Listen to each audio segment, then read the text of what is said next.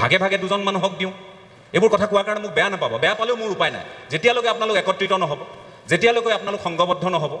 যেতিয়ালৈকে আপোনালোকে পূৰ্ণ গতিত আৰু পূৰ্ণ শক্তিৰে সংগঠিত নহ'ব এনে কোনো সংগঠন কৰাৰ কোনো মতলব নাথাকিব কোনো অৰ্থ নাথাকিব ইমানকেইটা ভাগ আছে সকলো দিলীপ গগৈৰ পৰা আৰম্ভ কৰি সকলো বহক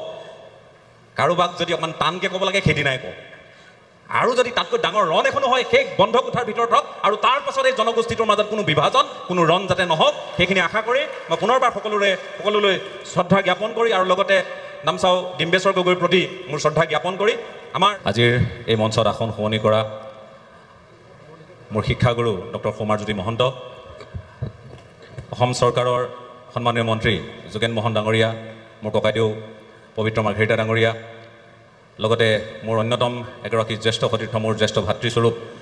নিতুমণি শইকীয়া ডাঙৰীয়াকে প্ৰমুখ কৰি সদৌ টাই আহোম ছাত্ৰ সন্থাৰ লগতে অন্যান্য জাতি জনগোষ্ঠীয় সংগঠনসমূহৰ সন্মানীয়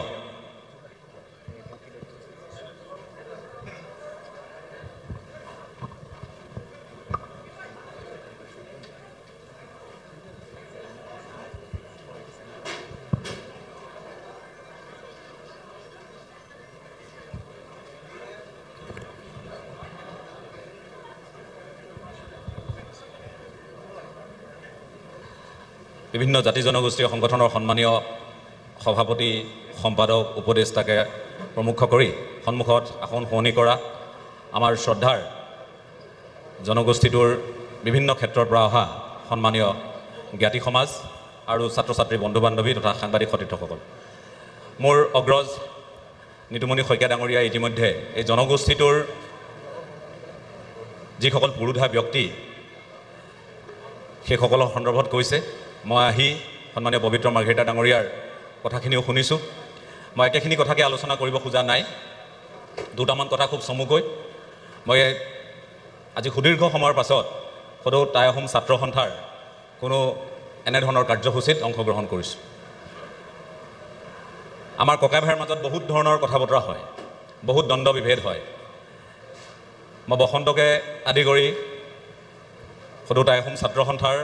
সন্মানীয় এই কাৰ্যকালৰ বিষয়ববীয়াসকলক ধন্যবাদ জ্ঞাপন কৰিছোঁ যে জ্ঞাতিবৰ্গৰ সৈতে আৰু সন্মানীয় অতিথিসকলৰ সৈতে নিজৰ মনৰ দুটামান কথা বিনিময় কৰাৰ সুযোগ দিয়াৰ বাবে মই ইতিহাসে পৰখা ৰংপুৰ নিতুমণি শইকীয়া ডাঙৰীয়াই উন্মোচন কৰাৰ পাছত প্ৰথম ডক্টৰ দয়ানন্দ বৰগোহাঁই ছাৰে লিখা প্ৰবন্ধটোত চকু ফুৰালোঁ সিমানেই চকু ফুৰালোঁ তাৰ পাছত আৰু বেলেগ কথা ক'বলগীয়া নাই তাত প্ৰথমেই লিখা আছে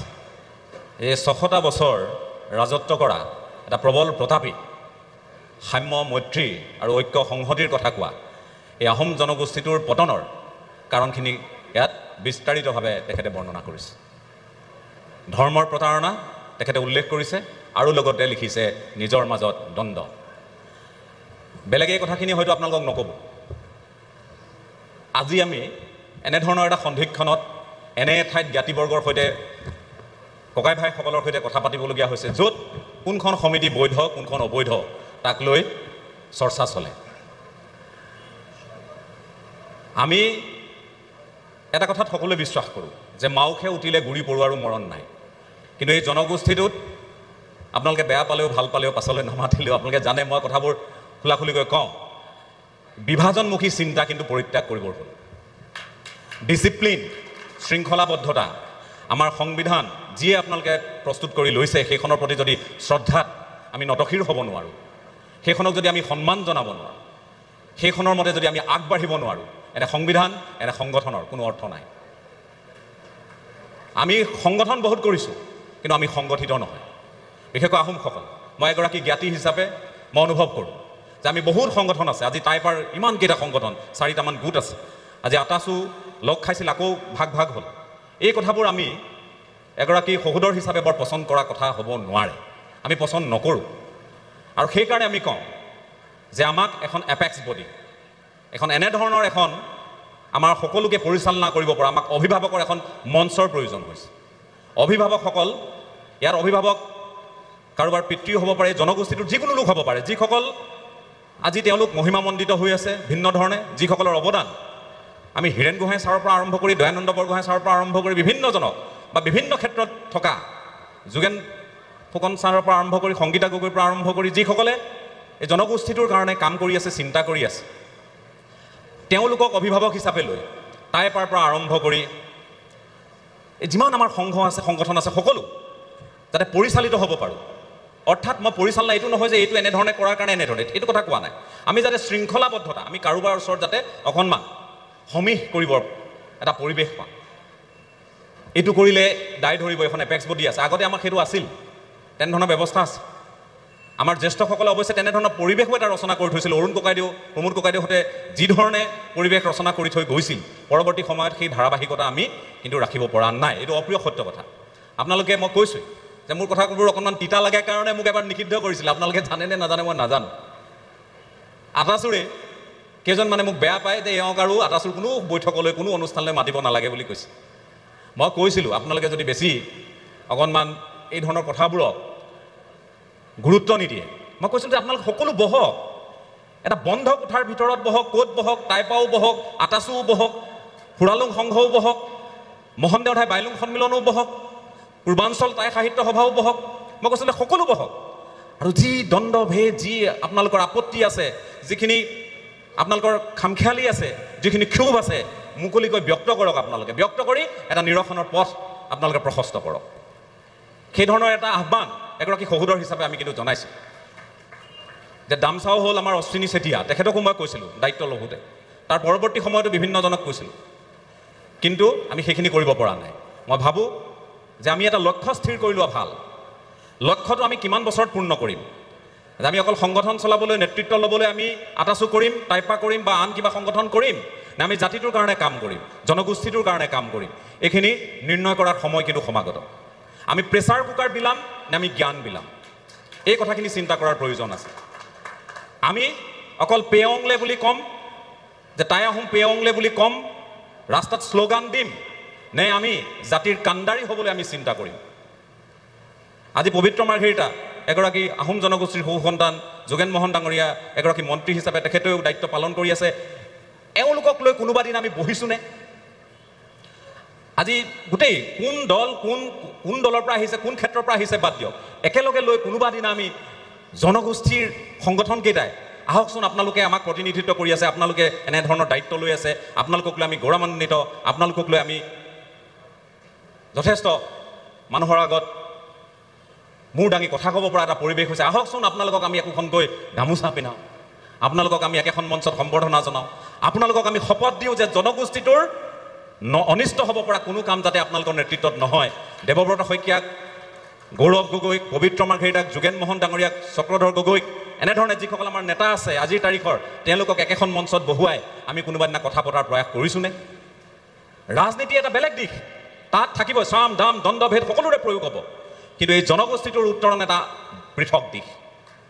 এই জনগোষ্ঠীটোৰ উত্তৰণৰ কাৰণে আপোনালোকক আমাৰ জনগোষ্ঠীৰ পৰা পঠিয়াইছোঁ, বা আমাৰ জনগোষ্ঠীক আপোনালোকে প্ৰতিনিধিত্ব কৰিছে, আপোনালোকে কিন্তু এইখিনি ভুল কাম কৰিব নোৱাৰিব দেই, আপোনালোকে কিন্তু এনেধৰণৰ কথা ক'ব নোৱাৰিব দেই, আপোনালোকে এনে কিন্তু অনিয়ম কৰিব নোৱাৰিব, এনেধৰণে অন্ততঃ শপত দিবলৈ কোনোবা দিন আমি মাতিছোঁনে? আমি নাই মতা। মই এই কথাখিনিকে মই সদায় কৈ আহিছোঁ। চুবুৰীয়া ৰাজ্য নাগালেণ্ডৰ উদাহৰণ মই দিওঁ। এই মন জিলাত কি হয়, তাত কন্যাসকলে সকলোকে মাতে, যিমান কেণ্ডিডেট বিধানসভাত উঠিব সকলোকে মাতে, কোন দল বুলি কথা নাই, সকলোকে কন্যাক ইউনিয়নৰ অধীনত তেওঁলোকে এখন মিটিং কৰি শপত লোৱায়, যি জিকিব জাতিটোৰ অনিষ্ট কৰিব নোৱাৰিব, যি জিকিব কন্যাক জনগোষ্ঠীৰ অনিষ্ট কৰিব নোৱাৰিব। এনেধৰণে কন্যাকৰ মাজতো হয়, আওৰ মাজতো হয়, আংগামীৰ মাজতো হয়, অৰুণাচলতো হয়, আমি দেখিছোঁ। আমাৰ মাজত নহয়। মই এইবোৰ আঁফলা কথা কোৱা নাই। মই আহোম বুলি ক'লে যিটো পবিত্ৰ মাৰ্ঘেৰিটাই কৈছে, সগৌৰৱেৰে আহোম বুলি কওক, সগৌৰৱেৰে আহোম বুলি কওক, আৰু এইবোৰ আঁফলা কথা হ'ব নোৱাৰে। আহোমৰ উত্তৰণ যদি ঘটে, আৰু এই ধাৰাবাহিকতা আমি ৰক্ষা কৰিব পৰা নাই, সঁচা কথা। আমি বহু ক্ষেত্ৰত নিমাত, আমি টেঙাই মোহনৰ ক্ষেত্ৰত আমি নিমাত, আমি পিয়লি ফুকনৰ ক্ষেত্ৰত আমি নিমাত, আৰু সেইকাৰণে আমি নিজৰ বুৰঞ্জীক যে অৱজ্ঞা কৰা এটা জাতিলৈ, জনগোষ্ঠীলৈ পৰ্যবেক্ষিত হৈছোঁ, সেইটো প্ৰমাণিত হৈছে। এইটো সঁচা কথা। আমি এই গামোচাখনৰ কথা আমি কওঁ, মই বসন্তক সুধিছোঁ যে মই এটা কথা ভাল পাইছোঁ, ইয়াত যে ফাঁচিত দিয়া হোৱা নাই। মই ফাঁচিতক অৱমাননা কৰি কথাখিনি কোৱা নাই। গামোচাখনেই যদি আপোনাৰ সৃষ্টি, আপুনি আকৌ নিজে আঁফলা কামবোৰ কিয় কৰে? আপুনি আকৌ ফাঁচিতখন লৈ এইখনহে আমাৰ অংগবস্ত্ৰ বুলি কিয় কয়? কোনে কেতিয়া এইবোৰ কথা সৃষ্টি কৰিলে মই নাজানো, কিন্তু আমিতো প্ৰথম বয়ন শিল্পত আমি পাৰ্গত। আমি এই গামোচাখনেতো আহোমৰ চানেকি, অসমীয়াৰ চানেকি, এই গোটেই অসমীয়া জাতিক আপুনি অৱদান দিলে গামোচাখন, তাৰপিছত আপুনি কৈছে আমি ফাঁচিত আমি ফাঁচিত দি আছোঁ মই সেইকাৰণে বসন্তক কৈছোঁ বহি থাকোঁতে মোৰ ভাল লাগিছে এটা দিশ আজি যে এই কথাখিনিয়ে গুৰুত্ব পাইছে কাৰণ আমি এটা বন্ধাকবি দিছোঁ বন্ধাকবি দি কৈছোঁ যে ভিতৰৰ এইখিলা পাতহে মই তেনেধৰণে কোৱা কথাটো বৰ সমীচীন নহয় গতিকে আপোনালোকে সকলোৱে নিজৰ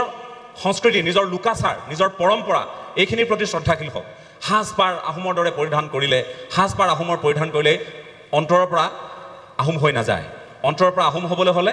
টাই ভাষাটোৰ প্ৰতি শ্ৰদ্ধাশীল আপোনাৰ লোকাচাৰ দামত দিয়াৰ পৰা আৰম্ভ কৰি মেডাম মেফিলৈ আপুনি ওমফাৰ পৰা আৰম্ভ কৰি প্ৰতিটো পাৰ্বণলৈ আপুনি শ্ৰদ্ধাশীল হ'ব পাৰিব লাগিব আপুনি অনুকৰণ কৰিব পাৰিব লাগিব আৰু আটাইতকৈ ডাঙৰ কথাটো হ'ল যে আমি আজি আমাৰ হাতত কি আছে যিটো নিতুমণি শইকীয়াই কৈছে যে এখন আজি আমাৰ এখন স্মৰণিকা স্মৃতি গ্ৰন্থ এইখন আমাৰ ডাঙৰ সমল হ'ব পাৰে কিন্তু ইয়াতকৈও ডাঙৰ সমলটো আমাৰ হাতত আছে ৰেডিমেড আমাৰ বুৰঞ্জী আছে আমাৰ ইতিহাস এইবোৰতো প্ৰথম আহোমসকলেই লিখিছিল সেইখিনি পঢ়িলেই আমি গোটেই জাতিটোৰ শৌৰ্য বীৰ্য এইবোৰ কথা আমি গম পাব পাৰোঁ মহান স্বৰ্গদেউসকলৰ বিষয়ে আমি অধ্যয়ন নকৰাকৈ আমি যেতিয়া বাহিৰৰ মানুহ আহে মই নিজে অনুভৱ কৰা কথা এইখিনি বাহিৰৰ মানুহৰ আগত আমি কথাখিনি ফঁহিয়াই ক'ব নোৱাৰোঁ আমি বুজাই ক'ব নোৱাৰোঁ সেইটোৱে আমাৰ বিফলতা সেইকাৰণে কৈছোঁ যে অন্তৰৰ পৰা শ্ৰদ্ধাশীল হৈ আহোম হওক এগৰাকী ভাল গৰ্বিত আহোম হওক ভাল অসমীয়া হওক ভাল ভাৰতীয় হওক নিজৰ ঘৰখনৰ পৰা আৰম্ভ কৰক দামত দিয়া গোটেই নিয়মখিনিৰ পৰা আৰম্ভ কৰি গোটেই জনগোষ্ঠীটোৰ প্ৰতিটো পৰম্পৰা কেনেধৰণে বিস্তাৰিত কৰিব পাৰি কিমান চহকী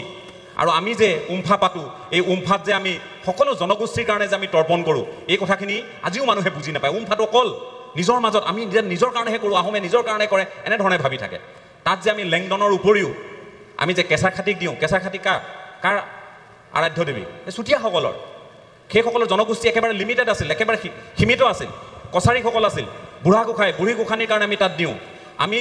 কেঁচা খাটি গোঁসানীৰ কাৰণে আমি দিওঁ তাৰ মানে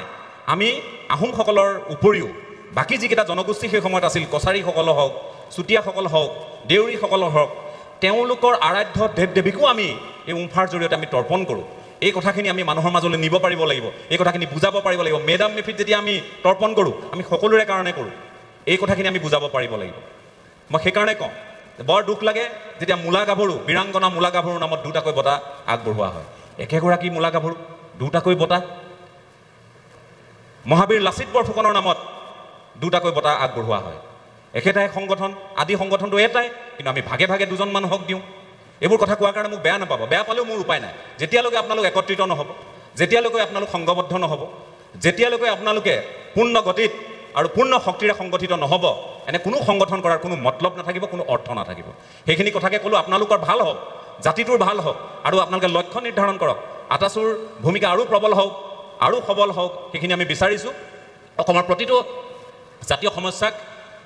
জাতিটোৰ সমস্যা হিচাপে লৈ আপোনালোকে আগবাঢ়ক কোনো সংকীৰ্ণতা নাৰাখিব কাৰো প্ৰতি ভেদভাৱ নাৰাখিব আৰু একেধৰণে আজি যিধৰণে এইখন মঞ্চ আপোনালোকে শুৱনি কৰিছে যিটো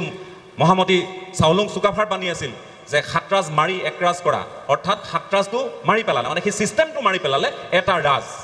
এই বৃহৎ অসমীয়া জাতিৰ আধাৰ প্ৰতিষ্ঠা কৰিলে গতিকে তেওঁৰ উত্তৰসূৰী হিচাপে আমাৰ কৰণীয়খিনি মই নিশ্চয় আপোনালোকক মনত পেলাই দিয়াৰ প্ৰয়োজন নাই আপোনালোকে সবলভাৱে আগবাঢ়ক আৰু ভিন্নতা নোহোৱা কৰক লাগিলে এদিন এটা ঘৰৰ ভিতৰত সকলো বহক বসন্ত গগৈ মিলন বুঢ়াগোহাঁইৰ পৰা আৰম্ভ কৰি ইয়াত থকা মই যদি টাইপাৰ সন্মানীয় বিজয় ৰাজকুমাৰৰ পৰা আৰম্ভ কৰি সকলোকে কৈছোঁ যিমানকেইটা ভাগ আছে সকলো দিলীপ গগৈৰ পৰা আৰম্ভ কৰি সকলো বহক কাৰোবাক যদি অকণমান টানকৈ ক'ব লাগে সেইদিনাই কওক আৰু যদি তাতকৈ ডাঙৰ ৰণ এখনো হয় সেই বন্ধ কোঠাৰ ভিতৰত হওক আৰু তাৰ পাছত এই জনগোষ্ঠীটোৰ মাজত কোনো বিভাজন কোনো ৰণ যাতে নহওক সেইখিনি আশা কৰি মই পুনৰবাৰ সকলোলৈ শ্ৰদ্ধা জ্ঞাপন কৰি আৰু লগতে নামচাও ডিম্বেশ্বৰ গগৈৰ প্ৰতি মোৰ শ্ৰদ্ধা জ্ঞাপন কৰি আমাৰ দুআষাৰ ইমানতে সামৰণি মাৰিছোঁ আৰু লগতে উল্লেখ কৰিছোঁ যে মূলা গাভৰু নাটখন ইয়াত প্ৰদৰ্শন হ'ব আপোনালোকে সকলোৱে সেইখন উপভোগ কৰিব আৰু এটা সিদ্ধান্ত মোক আপ্লুত কৰিছে যে আজি আমাৰ বান পীড়িত যথেষ্ট লোক ৰাজ্যৰ 17খন জিলা আজিৰ তাৰিখতো বানৰ কবলত পৰি আছে মই আহোঁতে ডিব্ৰুগড়ৰ পৰা এইফালে আহোঁতে মই দেখি আহিছোঁ বহু ঠাইত মানুহ এতিয়া ৰাজপথৰ ওপৰত আছে সেইটোলৈ লক্ষ্য ৰাখি আপোনালোকে সাংস্কৃতিক কাৰ্যসূচীক সীমাবদ্ধ কৰিছে সেইখিনি কাৰণে মই আপোনালোকৰ শলাগ লৈ আমাৰ চমু দুআষাৰ ইমানতে সামৰণি মাৰিছোঁ।